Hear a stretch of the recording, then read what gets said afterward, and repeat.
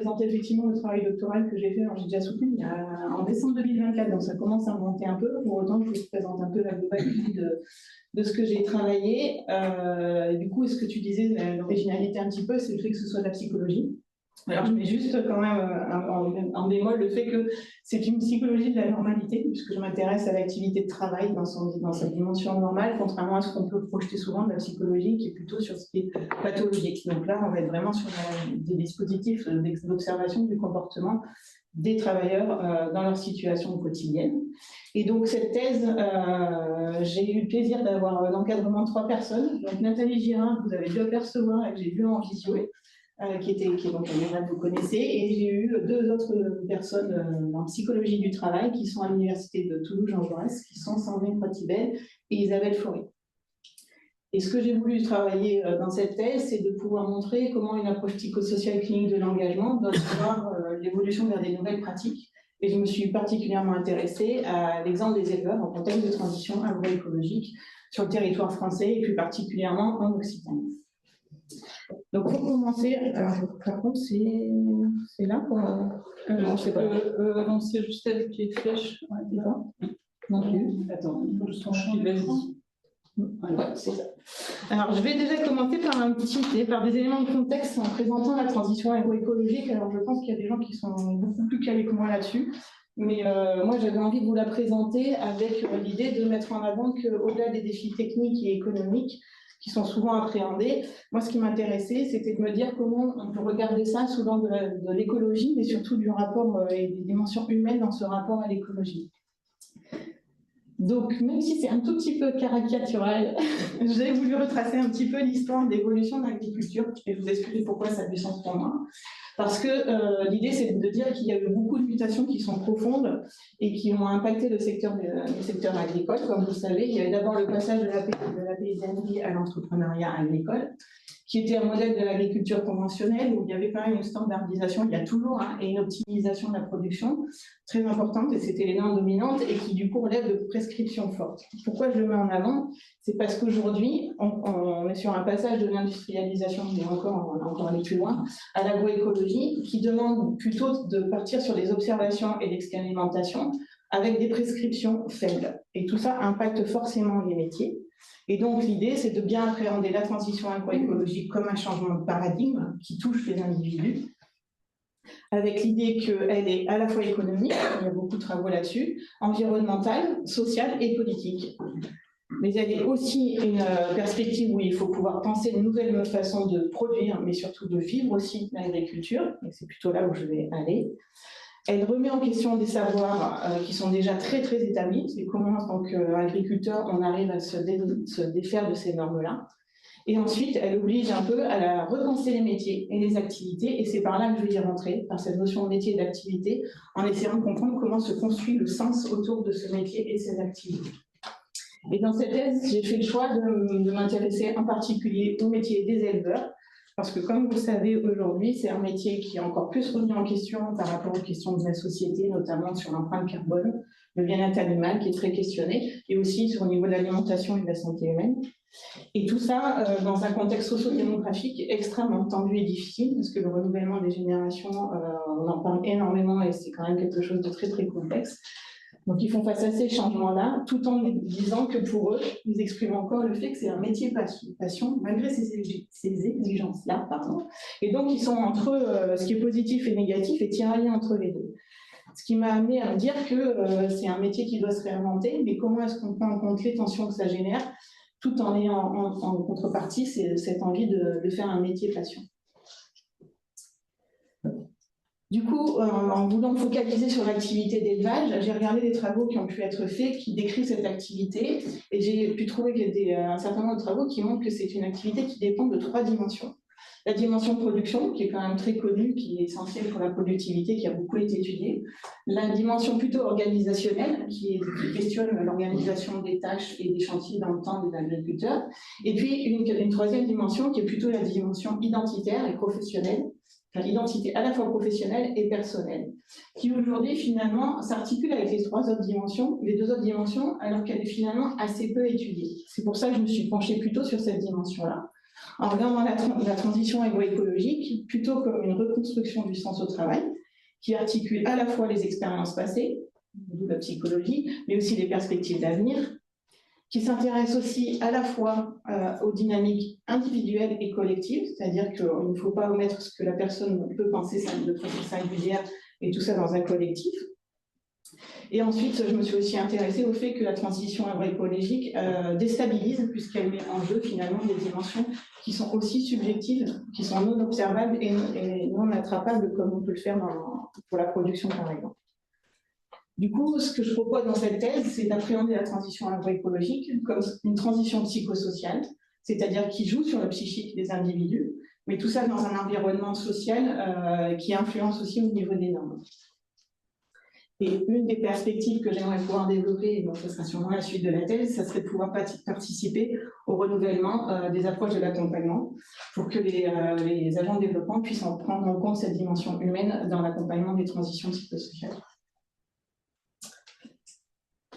Ça m'a du coup, tout ce contexte, cette analyse du contexte m'a amené à poser la question de recherche suivante.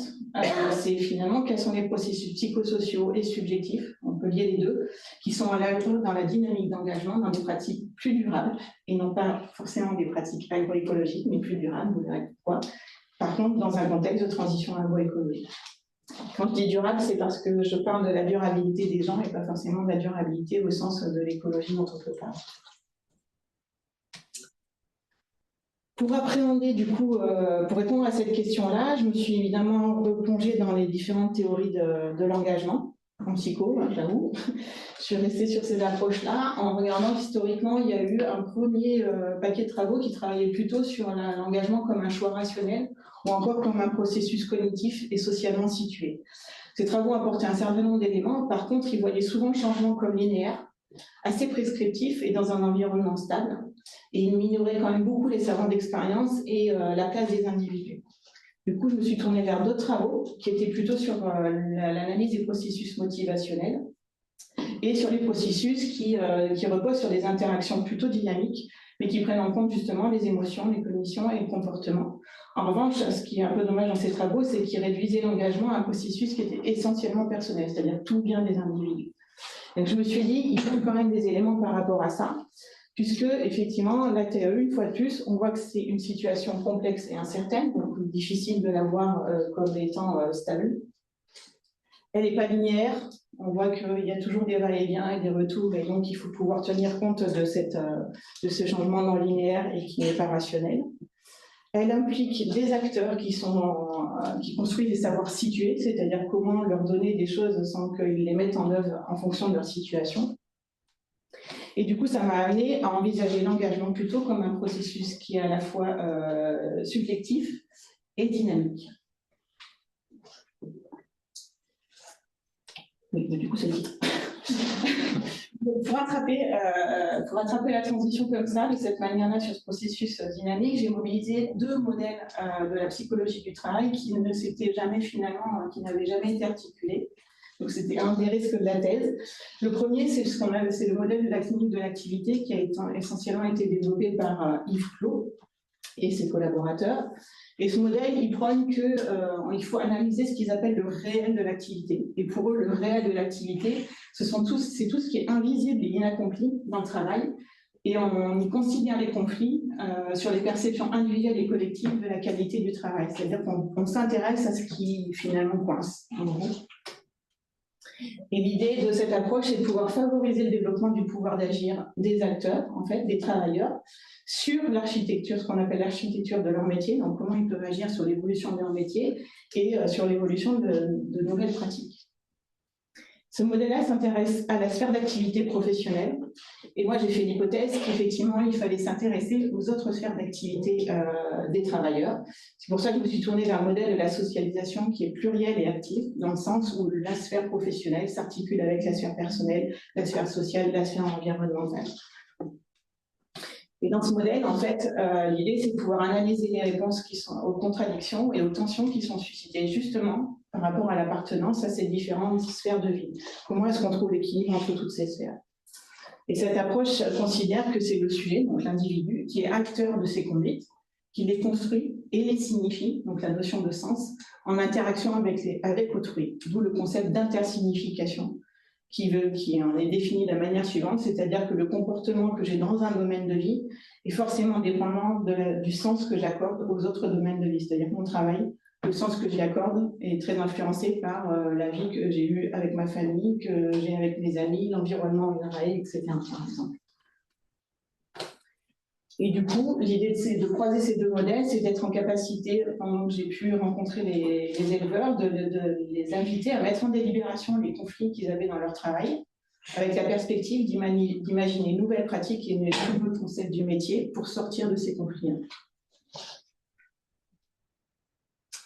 Les postulats, du coup, j'en ai positionné 3. Le premier, c'est que finalement, les éleveurs présentent des différentes formes d'engagement. Voilà. Que cette dynamique d'engagement repose sur un processus du coup subjectif d'intersignification, donc personnel, individuel, et aussi sur un processus d'intersignification collective, ce qui est nouveau par rapport au modèle, grâce notamment au fait de pouvoir créer des espaces de dialogue entre pairs. Et que ces espaces de dialogue sont à la fois un vecteur de développement de l'individu de soi et du métier. Donc, pour essayer de montrer tout ça, de mettre à l'épreuve un peu tout ça, j'ai créé un dispositif qui mobilise du coup l'analyse de l'activité sous l'angle psychosocial pour comprendre ces fameuses dynamiques d'engagement. Mais avant de présenter le dispositif, pour moi, c'était important aussi, et c'est ce qui m'a tenu le plus à cœur, et encore aujourd'hui, c'est d'adopter une posture de recherche qui est vraiment au plus près du réel de l'activité des éleveurs, c'est-à-dire que ce ne soit pas désincarné. Et donc, du coup, de ce fait, moi, j'ai dû m'immerger en amont et pendant la thèse dans leur activité. Donc, je suis partie en stage faire leur métier. En gros, j'ai pratiqué avec eux au niveau de la fromagerie, j'ai pratiqué sur le terrain, etc., pour m'immerger vraiment dans le réel de leur activité. Et quand je dis ça, c'était la pratique professionnelle, mais c'était aussi participer au repas, enfin, m'immerger complètement dans leur vie. Et tout ça, ça me permettait justement d'adopter cette posture psychosociale que je décris un peu de cette manière-là. C'est-à-dire que mon idée, c'était d'être vraiment dans une posture active qui était centrée sur la personne, son activité, son vécu et ses ressentis, et pas sur les dimensions techniques. Alors là, j'ai mis des éléments, c'est-à-dire que moi, je capte avec mes yeux, mes oreilles, et alors kinesthésiquement, je ne tripote pas les éleveurs, mais pour autant, on ressent et on perçoit des choses quand on est sur le terrain avec eux. Et tout ça, je l'ai mis au service d'une posture de facilitatrice du dialogue, c'est-à-dire que moi, j'étais là pour qu'ils expriment ce qu'ils avaient envie d'exprimer et pas ce que moi, je voulais qu'ils m'expriment, en m'intéressant en particulier aux processus qui sont de l'ordre à la fois du subjectif et de l'objectif, de l'individuel et du collectif, et aussi de ce qui est de la notion d'adaptation et de création les concernant. Et en m'intéressant à ce que je disais tout à l'heure, le réel de l'activité, et notamment ce qui est l'activité, ce que Clot appelle l'activité empêchée, c'est-à-dire ce qu'ils ne peuvent pas faire. Pourquoi ils ne peuvent pas le faire? Et donc ça oblige à regarder ce qui est visible et verbalisable et ce qui ne l'est pas. Comment on va capter ce qui n'est pas dit et ce qui n'est pas fait. De regarder donc le réalisé et le non réalisé. Et donc ce que je disais aussi, le dit et le non dit. C'est comment est-ce qu'on arrive à les faire exprimer sur leur non dit. Les non dits qui deviennent évidemment. Le dispositif, alors du coup, ça s'est déroulé sur 12 mois, d'avril 2021 à mars 2022, et j'ai déroulé ça en 2 temps. Un premier temps qui était des entretiens cliniques, ce qu'on appelle cliniques in situ sur les fermes, c'est-à-dire que j'allais à la rencontre des éleveurs quand ils le souhaitaient, où ils le souhaitaient, le temps qu'ils le souhaitaient, sans vraiment de contraintes et au plus près de leur vie quotidienne, d'où les journées entières et les repas et les trucs comme ça, voilà, qui m'ont permis aussi d'avoir des observations participantes, c'est-à-dire qu'au-delà de ce qui a été verbalisé et enregistré, j'ai pu aussi percevoir les contextes dans lesquels ils s'exprimaient. Ça m'a permis de faire 2 entretiens sur 13 fermes. Il s'avère qu'il y a eu 22 éleveurs. J'aurais pensé qu'il y aurait eu 13, mais non, j'ai eu la famille, j'ai eu les voisins, voilà, je me suis adaptée à tous ceux qui voulaient venir. Voilà. J'ai enregistré 56 heures en audio et vidéo. Pourquoi vidéo? Parce que je retravaille après sur les attitudes de ce qui m'est exprimé. Et j'ai fait des carnets ethnographiques. Et ces données-là, je les ai analysées pour partie avec une analyse lexicométrique, mais qui était plutôt de l'ordre exploratoire. Et j'ai surtout fait ce qu'on appelle une analyse pragmatique, c'est essayer de comprendre le sens des mots au regard des contextes dans lesquels ils s'inscrivent. Et j'ai voulu organiser un 2e temps pour sortir pseudo-individuels et situés, puisque pseudo puisqu'ils étaient déjà en famille, pour les amener à échanger aussi et à avoir des discussions dans un entretien collectif que j'ai animé avec la méthode d'analyse des pratiques professionnelles, qui est de pouvoir mettre en débat les conflits sur l'activité et de pouvoir le partager avec les autres et envisager des perspectives de dégagement de ces conflits. Dans ce groupe-là, il y avait 9 éleveurs donc, qui étaient issus des entretiens individuels que j'avais menés précédemment. Et la séance là a duré 1h20, que j'ai pu enregistrer et transcrire pour ensuite à nouveau refaire une analyse pragmatique. Cette fois-ci plutôt des dialogues, là c'était plutôt des discours de l'éleveur vers moi ou inversement, et là-bas c'était plutôt l'analyse des discours, des dialogues entre éleveurs. Les résultats, alors, qui montrent une forme de construction de l'intersignification à la fois individuelle et collective. Pour commencer, je vais vous parler plutôt de l'intersignification qu'on appelle individuelle, donc comment chacun d'entre eux ont construit du sens lors des entretiens que j'ai conduits. Et vous montrer que dans un premier temps, il y a eu 2 registres de discours, ce qui me semble déjà un résultat intéressant, c'est qu'il y a le registre assez classique de description assez prescriptive et descriptif de l'activité, le registre qu'on retrouve souvent dans les entretiens plutôt classiques ou les accompagnements, où les éleveurs me parlent des références aux attendus des métiers et qui sont ce que j'appelle moi les dimensions visibles. Comme par exemple, on a à peu près une quinzaine ou vingtaine d'hectares. Voilà, ça fait partie d'un critère objectivable. On est passé en semi-direct, c'est une pratique qui est connue et décrite. Ou encore un institut, le Sodial, qui a demandé à faire du lait, donc c'est une prescription. Et là, on commence à voir qu'il y a une espèce de questionnement par rapport à la prescription, même s'ils se mettent en doute. Et la majorité des discours que moi j'ai pu réussir à obtenir, finalement, c'est 60%, ce sont plutôt ce que moi j'ai qualifié des dimensions du réel de l'activité, où là, les éleveurs ont réussi à me faire part des conflits dans lesquels ils se trouvaient, conflits vis-à-vis de l'activité, et finalement les dimensions psychosociales qui sont à l'œuvre dans cette réflexion autour de ces conflits-là, et comment ils s'en servent ou pas pour développer leur pratique. Et c'est là-dessus que je vais développer la plupart de mes résultats, puisque ce travail-là, en général, est fait par d'autres collègues beaucoup plus spécialistes que moi. Pour les dimensions de commande du réel de l'activité, j'ai eu 2 sous-registres de discours. Le premier qui porte plutôt ce que je vous disais, les situations de conflit. Et il y en a 3 grosses catégories qui sont ressorties.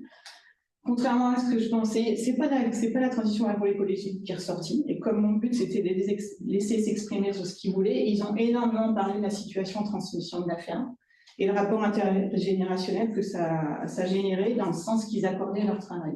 Ensuite, les conditions de travail sont apparues et ils les ont beaucoup associées aux questions de société. Je le développerai après. Et la transition agroécologique, elle est un petit peu apparue, mais parce que j'ai posé cette question-là, alors que sur les autres dimensions, je ne suis pas allée les chercher là-dessus. C'est parce que c'était un peu l'objet de ma thèse, il fallait les chercher, mais il a fallu les pousser. Et ils m'ont mis ce rapport-là par rapport aux institutions d'accompagnement. Je vous présenterai après, je déclinerai après. Et l'autre partie de discours qui était intéressante, c'est qu'au-delà des situations de conflit, ils ont pu aussi exprimer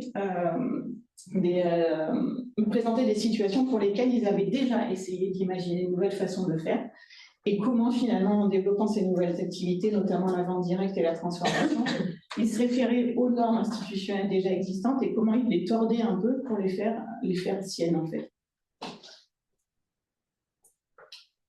Du coup, ce que ces discours m'ont donné à voir, c'est que je me suis dit c'était un moyen, c'est un espace, ils m'ont dit que c'était un espace de verbalisation des situations qui les préoccupaient et avec la possibilité d'exprimer ce qu'on appelle un rapport de soi à autrui, c'est-à-dire de l'éleveur pour lui, mais finalement face à d'autres personnes comme la famille, les voisins, etc. et que ces espaces-là étaient assez rares.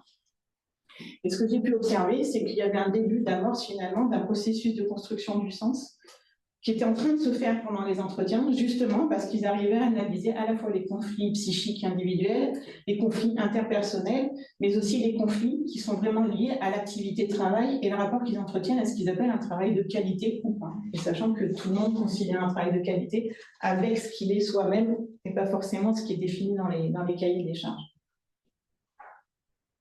Alors, pour aller plus loin, donc je zoome de plus en plus. Si on repart des situations préoccupantes qui conflict sur les critères des qualités de travail, pour la situation de transmission à l'exploitation, c'est ce que je disais, en fait, si on ne tient pas compte de la dimension intergénérationnelle que ça met au travail pour les éleveurs, on passe à côté de quelque chose sur la possibilité d'aller vers des pratiques plus agroécologiques. Par exemple, certains m'ont dit, c'est compliqué pour celui qui reprend, donc ils ont conscience que c'est compliqué pour celui qui reprend, mais c'est aussi compliqué pour celui qui lâche la ferme. Ou encore, je pense que dans ma tête, quand mes parents allaient reprendre la ferme, pour moi, quand mes parents allaient prendre la retraite, pardon, pour moi, j'allais me débarrasser des affaires et me barrer.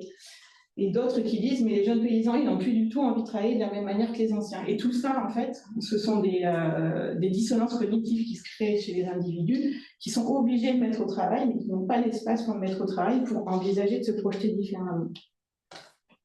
Une autre situation qui les préoccupe, c'est aussi les conditions de travail. Et ils mettent en avant, finalement, ils se posent de plus en plus de questions sur leur situation de travail par rapport à eux, mais aussi par rapport à ce que leur envoie la société. Ils ont toujours été éduqués à faire du travail non-stop, 7 jours sur 7, 365 jours par an, sauf qu'ils entendent, voilà, certains disent, ils voudraient qu'on nous colle un fantasme de l'agriculture ou une société de maintenant où il faut travailler 35 heures. Et ils se posent la question de, ok, c'est intéressant, on aimerait pouvoir se projeter, mais quels moyens on a pour le faire? Par exemple, un autre verbatim qui est, il y a des périodes quand même où je me suis demandé si je venais pas un burn-out. Bon, pardon, putain, sans déconner. Voilà, je vous laisse exprimer comme il le souhaitait. Si je gagnais un peu plus d'argent, j'arrêterais de me prendre la tête et je prendrais un remplaçant de temps en temps. Donc là, une fois de plus, c'est dissonant, c'est-à-dire qu'il y a une conscience de leur situation, mais sauf que le réel les rattrape et ils n'arrivent pas à s'en sortir.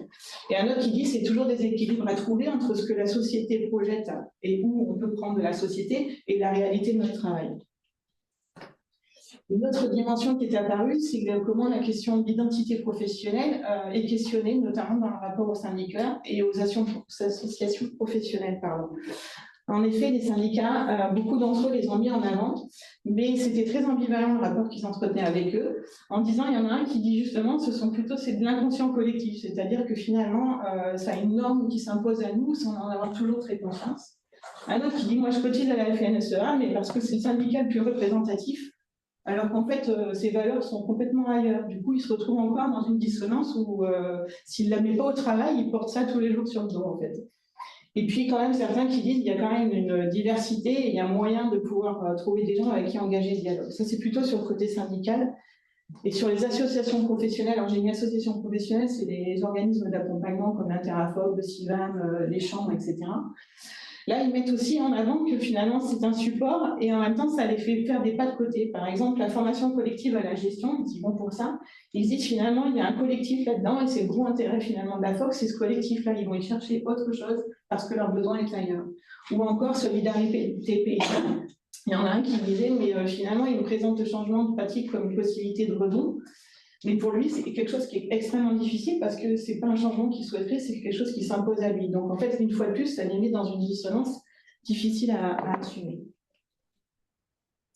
Malgré toutes ces contraintes, on va dire, ou en tout cas ces questionnements qui se posent, on voit que certains ont réussi à dépasser ces conflits en développant de nouvelles activités professionnelles. Et notamment, alors là, on revient sur l'histoire de la TAE. Je crois que j'avais mis un truc. Non, j'ai pas mis. Bref, je vous ai dit tout à l'heure, finalement, la TAE, elle est apparue que parce que j'ai voulu les questionner par rapport à ça. Et eux n'utilisent pas le concept. Par contre, ils voient bien les changements qui s'opèrent et ils disent, mais finalement, ça remet complètement en question l'histoire de notre métier. Et encore plus loin que ça remet en question notre histoire à nous, familiale, personnelle, etc. Et ça, on n'en tient pas compte. Et ils vivent ça comme un contexte sociétal, finalement, qui les déstabilise en tant qu'individu au-delà du professionnel. Et ils ajoutent un peu qu'en plus, c'est qu'on considère que c'est un concept qui est flou pour eux et que les prescriptions institutionnelles sont perçues de façon assez contradictoire. Par exemple, beaucoup m'ont dit c'est un joli mot, tu vois, l'agroécologie, je trouve ça joli, mais ça ne répond pas à tout. Ou encore, l'agroécologie, c'est un mot qui est à la mode, mais c'est de la théorie, alors que nous, face à la pratique, on n'est pas toujours armés pour le faire. Une fois de plus, là encore, le terme agroécologie, c'est pas trop quoi y foutre dedans. Tu peux faire de l'agroécologie, c'est-à-dire planter des haies et puis saloper tout le quartier. Ou encore, le problème, c'est qu'on parle de la PAC, le système économique, on a fait une dérive et maintenant, on tient par la... En fait, j'ai pas mesuré en vous présentant ça qu'il fallait que voilà. Mais je trouve que du coup, c'est très incarné leur discours. Donc du coup, ils sont tenus par la peau des couilles, justement parce qu'ils ne peuvent pas faire ce qu'ils veulent, parce qu'il y a les normes professionnelles. Malgré ça, ils ont réussi à mettre en avant quelques nouvelles activités. Celle qui a été la plus prégnante, c'était le fait de pouvoir transformer et de commercialiser.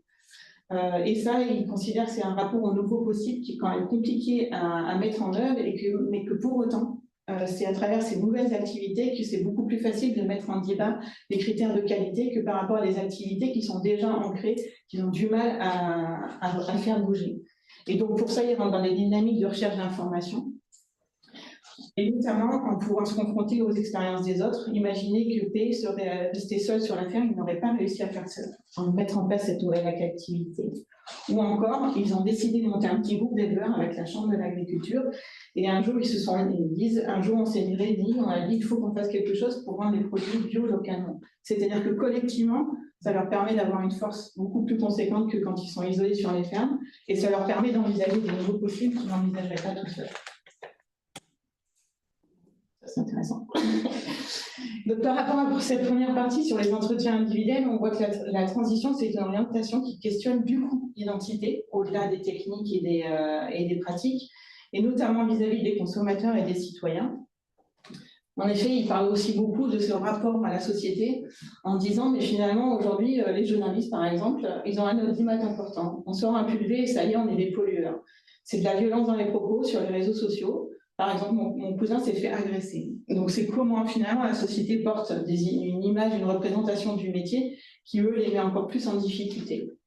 Ils mettent aussi en avant le fait qu'il y a un décalage. Les gens achètent un plat cuisinier, il y a plein d'additifs et ils ne veulent pas acheter une tête de cochon et se la faire cuire alors que ça vaut 1 € avec des patates et des carottes. Une fois de plus, décalage entre ce qu'on demande, ce qu'on attend d'eux et finalement ce qu'ils connaissent, eux, la vraie réalité de ce que c'est que la production.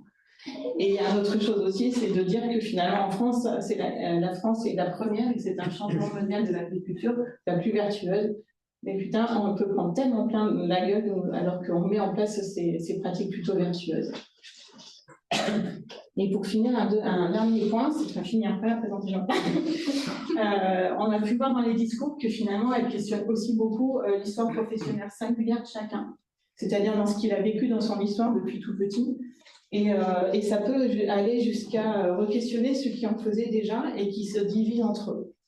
Par exemple, là, ces discours-là, c'était plutôt des gens qui avaient choisi le bio et qui, du coup, disent vis-à-vis de l'agroécologie, en fait, les gars, ils plantent des arbres dans les champs, c'est de l'agroécologie, mais ils les plantent dans la largeur de rang, pas désherbés à 24 mètres. C'est un des points de l'agroécologie, mais ce n'est pas l'agroécologie parce que l'agroécologie, c'est un tout. Donc, une critique vis-à-vis de finalement ce qui est promu. Il parle aussi d'un autre qui parle, il faut un plan agroécologique et tout ça, machin truc. Et quand tu vois ce qu'ils proposent pour la prochaine PAC, ils ne sont pas foutus de rentrer dans des éco-régimes. Ou encore la montée de la certification HVE. Pour lui, il se dit, mais finalement, c'est que de l'agribashing.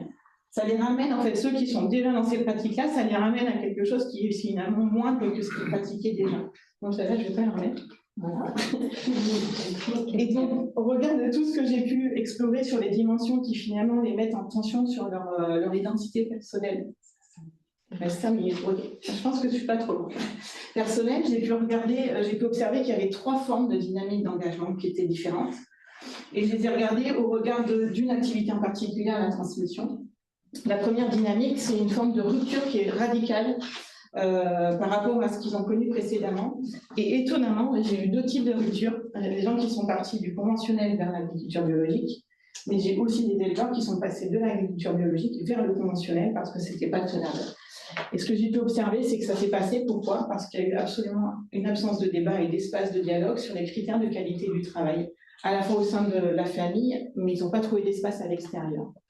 Et les conclusions que j'ai pu voir par rapport au métier, c'est que finalement, il y a eu un tel besoin d'indépendance par rapport à ce qui existait avant qu'il y a eu une rupture à la fois familiale et professionnelle. Ils ne se parlent plus, ne se voient plus. On entend bien que c'est compliqué. Et du coup, la personne a pu quand même construire sa propre pratique, mais il a dû se référer à une autre histoire du métier, c'est-à-dire à ce qu'on appelle un genre professionnel en clinique de l'activité. La deuxième forme, c'est une forme de compromis et d'hybridation, c'est-à-dire qu'ils ont composé entre le conventionnel et le raisonné. Et là, ça a été possible, pourquoi? Parce qu'ils ont trouvé des espaces qu'on appelle de coopération conflictuelle, donc c'est parler des conflits, mais comment on en discute, qui ont permis de prendre en considération les différents points de vue. Et là, ça a permis finalement de trouver un compromis entre ce qui relève de la transition et de l'innovation, et de développer un nouveau style collectif de façon de pratiquer le métier. Et la troisième, qui porte plutôt sur un renforcement des pratiques, c'est des personnes qui sont passées du raisonné à l'agriculture biologique, mais qui sont allées sur du militantisme, ou encore à chaque fois sur du militantisme. C'est-à-dire qu'ils ont poussé encore plus loin, parce qu'ils ont trouvé qu'ils partageaient des valeurs et des valeurs professionnelles communes, et ça leur a permis finalement de se renforcer encore plus dans le genre professionnel qu'ils avaient développé précédemment. Du coup, là, il faut que j'accélère parce qu'en fait, il y a la partie collective. Donc, la partie collective, c'était après les avoir montrés de façon individuelle et mis au travail la construction du sens individuellement. Ça a été une construction qui s'est faite entre pairs, où là, j'ai pu voir comment, finalement, le processus de construction de ce sens se développait en 5 phases. La première qui était le moment où il y a la prise de conscience d'un conflit singulier, c'est-à-dire que quelqu'un expose une activité d'élevage classique. En l'exposant, on voit comment il réalise que finalement, il se passe quelque chose qui lui pose un problème, l'absence du père décrit comme une activité empêchée, et qui du coup se transforme comme un conflit singulier, c'est-à-dire qu'il vit ça comme étant le seul à vivre et comment il va se sortir de cette situation personnelle. La deuxième phase, qui est de la possibilité de mettre en délibération cette problématique, et en fait là, l'éleveur qui expose se rend compte que son conflit fait écho à d'autres situations de personnes dans la salle. Ils se mettent alors à délibérer ensemble sur le fait que finalement, ils partagent une situation qui n'est pas si singulière que ça, mais qui est plutôt portée par pas mal d'entre eux. Et du coup, ils partagent cette problématique en se disant que finalement, c'est quelque chose qu'on peut mettre en débat ensemble et on peut peut-être imaginer des solutions ensemble. Donc, ils se mettent à explorer collectivement les phases de dépassement en travaillant sur ce qu'on appelle l'élaboration du conflit, c'est-à-dire qu'au-delà d'imaginer que ce qui ne va pas, c'est de commencer à se dire mais par quoi on l'attrape et comment on s'appuie sur d'autres expériences. Et enfin, ils ont partagé sur comment, finalement, en expérimentant, en parlant de leurs expériences personnelles, ils arrivent à trouver quelque chose qui leur permet à la fois de personnaliser leur façon de travailler, mais aussi de se dire qu'on peut se défaire de ce dont on a hérité. Et pour finir, il y a une 5e phase qui est plutôt la construction individuelle et collective, où finalement, ils se rendent compte que d'un conflit singulier, on va plutôt sur un conflit qu'on appelle dans le métier, et que donc c'est bien au niveau du métier qu'il faut mettre au travail cette réflexion-là, et pas que au niveau personnel. Et c'est ce qu'on appelle le développement du genre professionnel, c'est rebaliser les normes du métier et non plus les normes individuelles. Et j'en arrive à la fin, heureusement. Donc, pour essayer de résumer tout ça, il me semble que, moi j'ai tout affiché, que les apports, en fait, ça a été de montrer que si on ne prend pas en compte la pluralité des sphères d'activité, à la fois personnelles et professionnelles, pour comprendre le travail, on passe à côté de quelque chose sur le fait de s'engager dans des changements. Que si on ne tient pas compte du registre qui est, moi je qualifie d'affectivo-émotionnel, c'est-à-dire qu'on est tous constitués de ça, et pour autant on dit que c'est quelque chose d'intime qu'il ne faut pas aborder quand on parle du travail. Pour autant, ça a des conséquences, donc si on ne le traite pas, c'est compliqué d'aller sur des évolutions techniques. Et que du coup, il y a une autre chose, c'est qu'on a beaucoup été maintenant sur le collectif, mais s'il n'y a pas aussi un travail de signification individuelle, c'est qu'est-ce que moi j'accorde comme importance à mon travail dans mon quotidien, même si je dois le partager avec ceux qui le font avec moi, je pense qu'on passe aussi à côté de quelque chose. Et donc, les perspectives que j'aimerais pouvoir développer, je commence à faire déjà, c'est de me dire qu'il faut que j'aille travailler sur ce concept d'intersignification à la fois collective et individuelle. L'idée aussi de pouvoir proposer un accompagnement plus longitudinal aux éleveurs que j'ai rencontrés pour voir comment dans le temps le sens évolue et qu'est-ce qu'ils rencontrent comme frein et comme levier. Et puis, du coup, ce que je vous disais aussi en amont, c'est de pouvoir participer à la construction au renouvellement des accompagnements, on puisse injecter un peu plus de psychologie et de prise en compte de ces dimensions-là dans le travail de réflexion qu'ils mettent dans leur évolution. Je suis au bout. Merci pour votre attention.